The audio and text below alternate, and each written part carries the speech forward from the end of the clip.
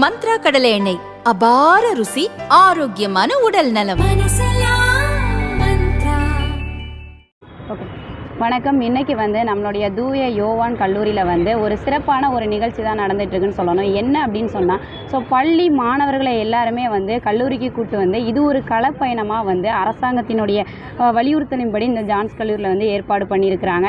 இது ஒரு 4 பள்ளி கல்லூரி மாணவ மாணவிகள்லாம் இங்கே வந்திருக்கிறாங்க. இவங்களுக்கு என்ன மாதிரியான உயர்கல்வியில் படிக்கணும், அடுத்த வாழ்க்கையில் என்ன மாதிரி படித்து அவங்க வாழ்க்கையை சேஃபான ஒரு இடத்துக்கு கொண்டு போகிறதுக்கான ஒரு வழிகாட்டுதலை கூறும் விதமாக இந்த நிகழ்ச்சியை ஏற்பாடு பண்ணியிருக்காங்க.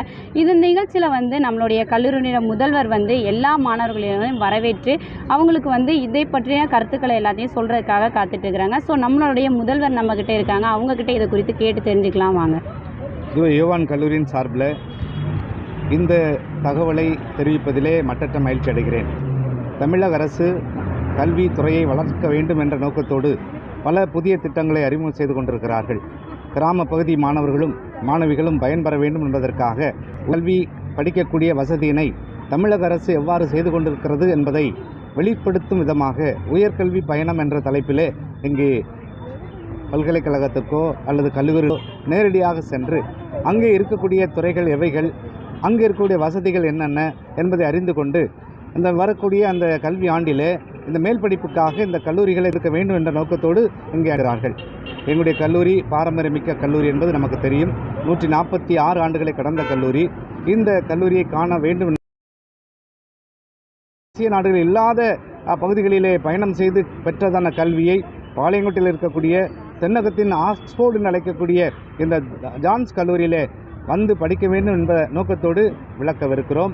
இங்கே வந்திருக்கக்கூடிய அனைத்து மாணவர்களும், அவர்கள் அனுப்பி வைத்ததான அந்த பெற்றோர்களும், அவர்கள் அழைத்து வந்ததான ஆசிரியர் பெருமக்களும் நல்ல ஒரு மன மகிழ்வோடு இருப்பார்கள் என்ற நம்பிக்கையோடு நாங்கள் இந்த திட்டத்தை, அரசு திட்டத்தை மிக சந்தோஷத்தோடு நாங்கள் நிறைவேற்ற தயாராக இருக்கிறோம். நன்றி. ஜான்ஸ் கல்லூரிக்கு வந்திருக்காங்க. என்ன மாதிரி ஒரு மகிழ்ச்சியான ஒரு தருணங்களை தான் இருப்பாங்க. அதை நம்ம மாணவர்கிட்ட கேட்டு தெரிஞ்சுக்கலாம் வாங்க. ஸோ நீங்கள் எந்த ஸ்கூல்லேருந்து வந்திருக்கிறீங்க? AV Joseph government higher secondary school. எத்தனா ஸ்டாண்டர்ட்? 12th. ஸோ இது வரைக்கும் காலேஜ் பார்த்துருக்கிறீங்களா? இல்லை. இப்போ எப்படி இருக்குது? I'm so happy. ஸோ என்ன மாதிரி விஷயங்கள்லாம் தெரிஞ்சுக்கணும்னு ஆசைப்படுறீங்க? எல்லா குரூப்பையும் பற்றி எக்ஸ்பிளைன் பண்ணி அதை நல்லா கேட்டுக்கணும்னு ஆசைப்படுறேன். So next ambition? I'm veterinary ஆகணும் sir. Super, very good. So ரொம்ப சிறப்பாக எல்லாருமே ஒவ்வொரு எய்மோட தான் இருக்கிறாங்க. ஸோ நம்மளுடைய ஆசிரியரும் நம்மக்கிட்ட இருக்கிறாங்க. எந்த ஸ்கூல் என்ன அப்படின்னு கேட்டு தெரிஞ்சுக்கலாம். ஏவிஜே கவர்மெண்ட் ஹையர் செகண்டரி ஸ்கூல் திட்டமிலேருந்து வந்திருக்கோம். இது ஏழைப்புற மக்களுக்கு ரொம்ப யூஸ்ஃபுல்லாக இருக்குது. இங்கே வரனால எல்லா மாணவர்களுக்கும் மேற்கொண்டு படிக்கணும்னு ஒரு ஆசை வருது. கண்டிப்பாக நம்ம காலேஜ் வரணும் அப்படின்னு சொல்லி ரொம்ப நல்லா இருக்குது திட்டம்.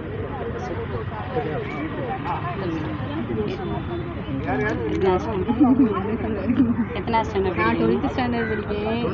இங்கே என்ன குரூப்லாம் இருக்குது அப்புறம் பார்த்து நல்லா இருந்துச்சுன்னா ஜாயின் பண்ணிக்கலாம்னு வந்திருக்கோம். அப்புறம் நல்லா இருக்குது. நல்லா இவ்வளோ நாள் எங்கேயுமே கூப்பிட்டு போனது கிடையாது, இப்போ தான் கூப்பிட்டு வந்திருக்காங்க. நல்லா இருக்குது.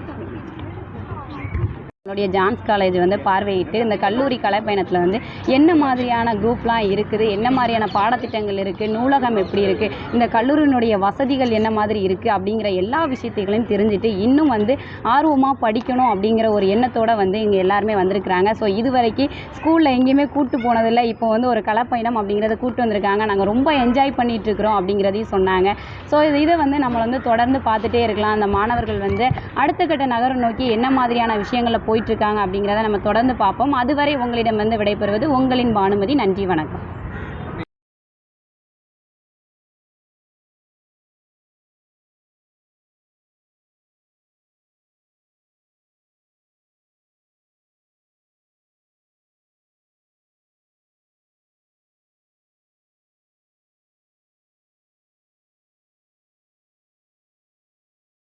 காலை வணக்கம்.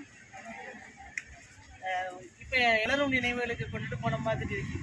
நாங்கள் எங்களுடைய ஸ்கூல் பருவத்தை நிறைய கல்வி வழிகாட்டி என்எஸ்எஸ் ப்ரோக்ராம் ஆஃபீஸர்ஸோடையும் என்எஸ்எஸ் வாலண்டியர்ஸோடு இணைந்து போகிறனால இது ஒரு பெரிய சக்ஸஸ்ஃபுல்லாக போயிட்டு இருக்கு. அரசு கல்லூரி என்று சொல்வது ஒரு காலத்தில் வித்தியாசமாக பார்க்கப்பட்டது. ஆனால் அதே நேரத்தில் இந்த திராவிட முன்னேற்ற கழகத்தினுடைய ஆட்சி தமிழகத்தில் வந்த பிறகு அரசு துறையில் வரணும்னு சொன்னால் அரசு பள்ளியில் படிக்கணும்னு முதல்ல ஒரு சட்டத்தை கொண்டு வந்துட்டாங்க.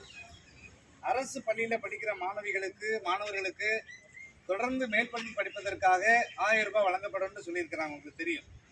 அரசு அந்த பள்ளியில் படிக்கிற மாணவர்களுக்கு என்னென்ன வசதிகளை செய்து கொடுக்க வேண்டுமோ அத்தனையும் இந்த திராவிட அரசு செய்யும், ஒரு மாடல் அரசு செய்யும்ட்டு சட்டசபையில் அறிவிப்பு செய்கிறதோடு மட்டுமல்ல, அதை செயல்படுத்தி வர்றாங்க. செயல்படுத்தி கொண்டிருக்கிறார்கள் பார்ப்பதற்காக மாவட்டத்தோறும் அந்த கல்வி அமைச்சர்களும் செயலர்களும் முதலமைச்சரும் வர்றாங்க. அது நமக்கு தெரியும்.